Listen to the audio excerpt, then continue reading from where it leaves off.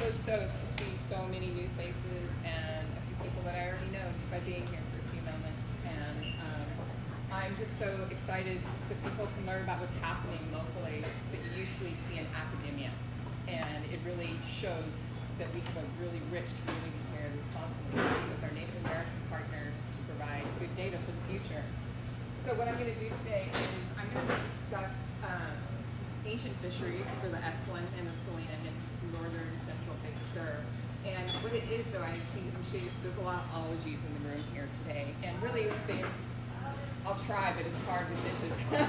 We're also going to get you a mic. We just realized there's a it's mic not your fault. coming. I'm sorry.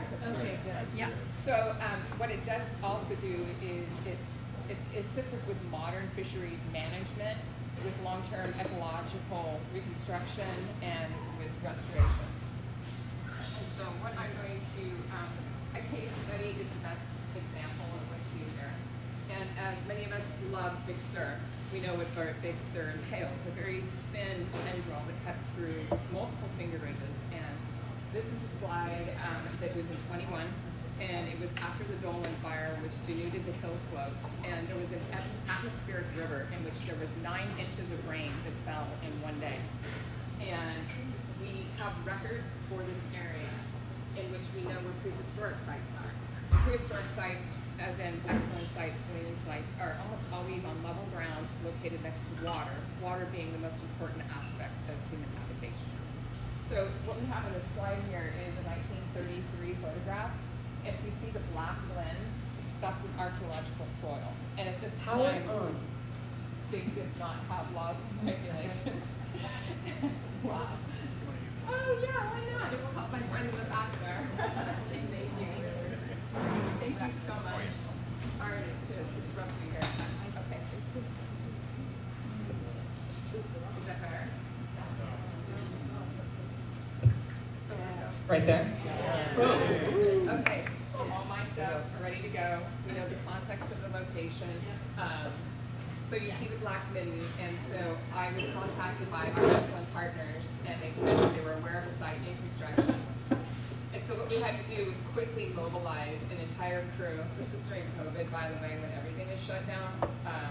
So we had to get our Joslin partners and our crew, which is out of UC Davis. It's my colleagues at Far Western. Closer? Yeah. I hate things like that, but that's okay. I'll learn to live with it. Thank you very much. And as you can see with the orange arrow, that is the same location as in the original 1933 construction of Big Sur. So that is what our task is here, is to mobilize 20 people in less than 5 days to get into the field, and the soils were saturated.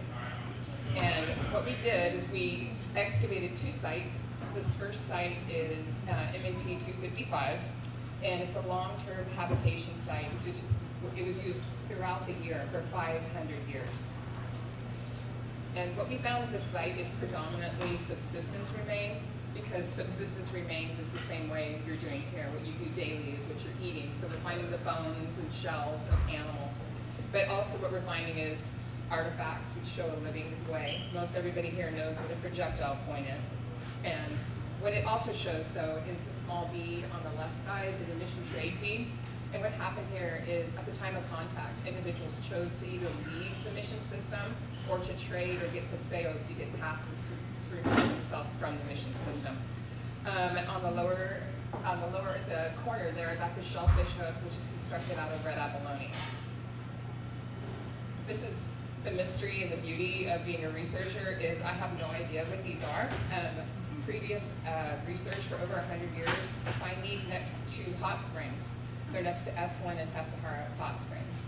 So we can, if you did cross-functional analysis, you would think, well, it has something to do with the hot springs because they're not showing up anywhere else. What we also found is this evidence of agency. This is the asphaltum that is used to waterproof containers and also to haft cordage on locations of projectile points and fish hooks.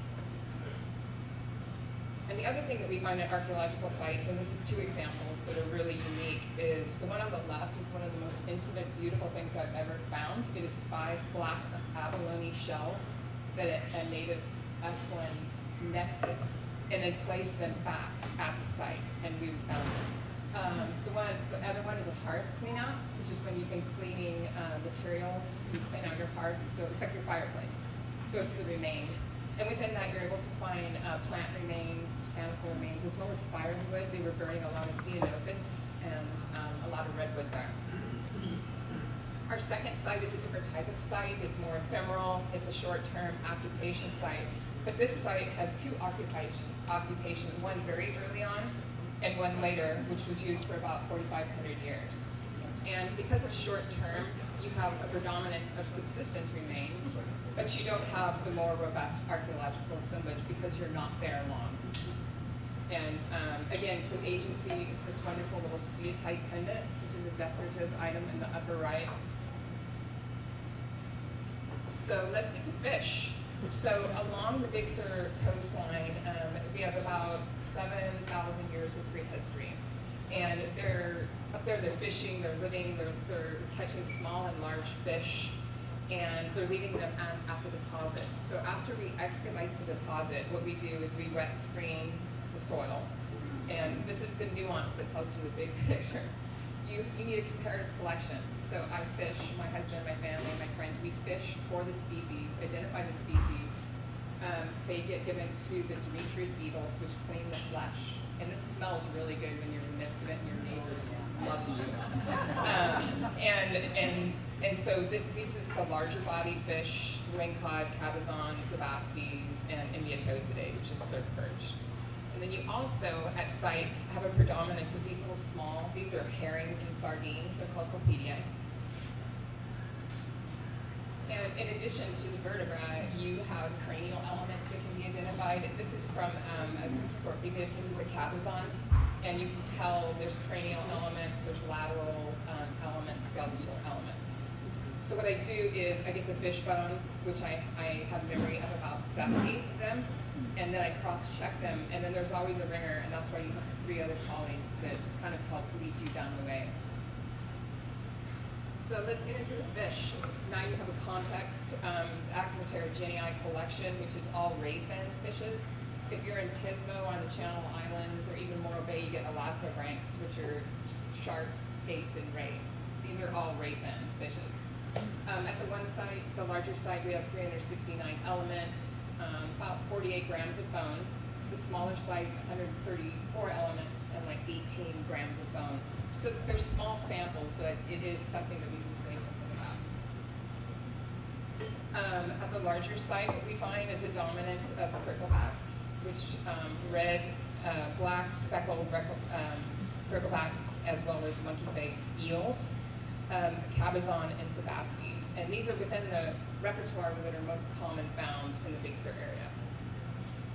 At the smaller site, it's again dominated by cricklebacks, cabezon, and then the third one is surf perch. And because of the importance of the cricklebacks, let's meet the cricklebacks. Has anybody poke holes? Has anybody fish for? You fish for yes, they're in the rocky boulder fields, exactly. So these things are really cool looking. They are eel-like, but they are not eels. They are, in fact, ray-finned fish. The largest of which is the monkey-faced crickleback, which is also the most beautiful. It gets to about 76 centimeters. The other two are about the same size, around 30 and 38. They are in, like you said, they are in these shallow boulder fields, what we call intertidal boulder fields, and they also love eelgrass and meadows. And the reason why is juveniles like to eat invertebrates, and the adults like algae. The other fish species are all near shore, and within kelp holdfasts, within small bay escarpments, and everybody that knows Big Sur knows that there's no possibility to boat launch in most of these locations. If you get in northern Big Sur, where some of the sandy beaches are, you do have places to launch boats. So this is pretty much all intertidal. So what are they catching these little creatures with? They have hook and line technology for the larger bodied fish, and inshore and offshore. So as you know, when the tides go out, you can get out there a little bit. poke hole fishing, which is just as they do today. This is a leader, and it's throughout the world. You go to Asia, they're using hand lines for the same type of really expedient, quick type of technology. They're also by hand, something that like a lot of archaeologists don't realize until you do experimental archaeology, that you can catch fish with hand, although it's illegal right now. And we also have nets, small seams and little nets that you can dip into the tide pools. We have done enough research. Dr. Terry Jones, a good colleague of mine, has done his dissertation up there, and he has really laid a lot of the work to those of us that continue to study there. So what's really curious is we have hooks that are known in other Middle Period sites, which these sites, the bigger site dates to. And we have gorges, which are like essentially a bone piece that you haft, and it toggles up and catches in the fish's maxilla. And we have net weights. And the curious thing is we excavated 21 cubic meters of soil, and there is no evidence of any fishing tackle at these sites. We found one shell fish hook fragment, and that leads one to believe that perhaps much of what we don't know is wood, cordage that decomposes. These are all open air sites. The cave sites that you hear about where you get hides and netting, those are highly preserved. And so it also could be that the portion of the site that was used to make the fish hooks and nets was removed during the construction of Pilot 1. And back to pricklebacks, we're going to kind of like dominate the prickleback discussion for the rest because it's really specific adaptation here. The most likely capture for pricklebacks is, as you can tell, unlikely due to the dentary and the mandible and maxilla structure of the pricklebacks. And they're also, they don't hit your line like other fish do. They're like nibblers and grazers. And so we can kind of rule out that for the technology used here. It's likely that they do use poke hole fishing and line fishing because we've caught them before. And then on the bottom, there's a high likelihood that these are caught by hand because they get stuck. I don't think I can do it. I'm gonna lose my voice in 5 minutes. I'll try. Okay. So when we start to look at what the bigger picture is for analogies of fishing, what we really have to look at is the other sites that have been excavated previously and the same type of analysis done. And it's always preferred that the same person does the analysis of fish all the way through. It's kind of like a painter finishing a painting.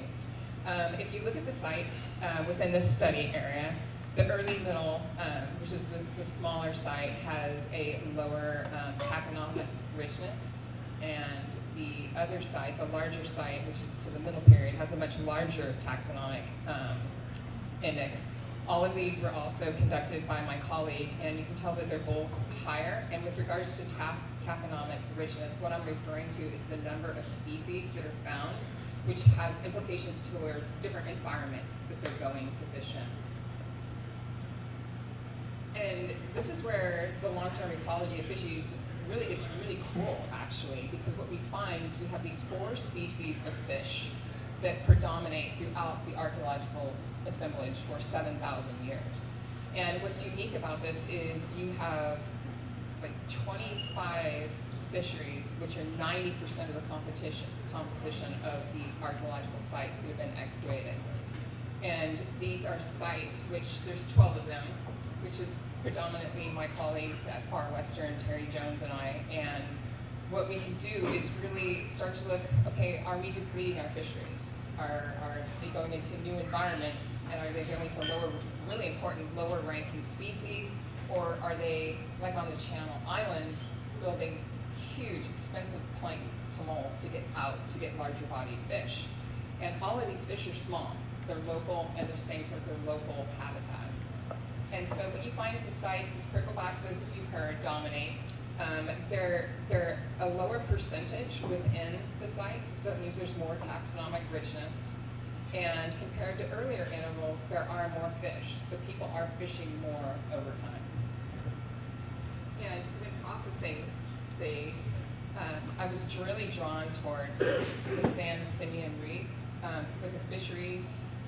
It's a fishery location. It's essentially the abalone farm at like Point Estero, all the way up to the wall for like Arroyo de la Cruz. And along there, all of my sites for my dissertation were dominated by pricklebacks to an extent that it became a pattern that they were not very early on fishing for collecting pricklebacks, but much later. So like about 6,000 to like 4,000, it started increasing.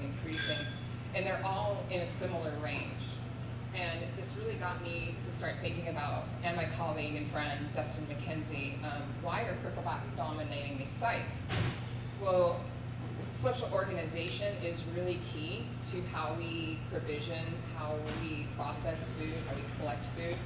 And when they're tidal fields and intertidal boulder fields and these eelgrass meadows, they would have allowed for this increased competition of children and other demographies, which reduced the foraging capacity. So while people went to hunt deer, while men provisioned and went out to get deer, women, children, silver age could go down and catch and process fish. With regards to how they're catching them, experimental fisheries is so fun, and experimental archaeology. So you get a bunch of your friends together and you maybe have a beer or two and you're camping, and you get a bucket. And you either go down and select for a species, or you go down and just, essentially it's called stripping the entire area. And then what you do is you're wearing a monitor and you look at how many calories you're expending while drinking beer and fishing.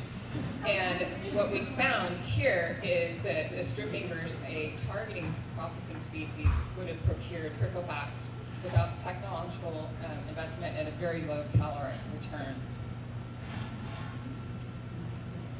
Seasonal indications. This is really cool. It's much like rockfish. Pricklebacks are residential, and they're really attractive in the late summer and early spring when other resources are scarce.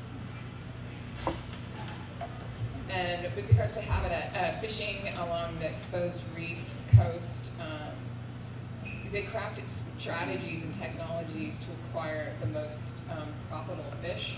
And once again, there were probably small tule boats in the bay, in Morro Bay, Back Bay of Los Osos, even as much as like San Simeon, but where you just cannot get that on the Big Sur coastline. So the takeaway, I have 3 things I'd like for you to take away. Now you know what a prickleback is. So I actually kind of have 4, okay? Pricklebacks, rockfish, and cabezon, and surf perch, they're consistently throughout the whole scene along the Rocky Coast with regards to, no matter what the period, the interval is, starting from the milling stone, which we don't have in Big Sur, but we do in San Luis Obispo. Our oldest sites are 13,000 years before history. They're in Diablo Canyon, they're in Cambria, and in Pismo. So in the Big Sur, less time, but they're fishing for the same fish. The second thing I'd like you to take away is that there's no evidence of fishery intensification near shore or offshore, or changes in these dominant species. We're not seeing smaller fish, we're not seeing larger fish. That suggest that a top-rated species, which was the most important, are now going to a lower ranking, more costly, labor-intensive fish. And again, not to take away from our local occupants up here, Santa Barbara, Channel Island, and the Bay Area, you had massive populations and you had to start fishing more. But the thing about the fish that they have here is they're migratory. They spawn near shore and they go off and get big, so you cannot over-intensify and take out the fishery in the prehistory. We're seeing it currently, we are, but not prehistorically. The third takeaway is a non-selective procurement would have captured pricklebacks without labor, technology, and lower caloric effort. And I want to thank everybody for being here. Welcome to the prickleback world. This is what people do in the Cayucas Hills. They sit and they sort fish bones. and then they get to tell people about them. I'm blessed for my relationship with the Esalen tribe of Monterey County. They are essential. They are here for every single decision making. And we actually, last year, we taught a field school for the Esalen tribe, and there are now Esalen archaeologists doing their own archaeology with the assistance of us, and it's revolutionary. my amazing crew and Terry Jones, who created the foundation for a map.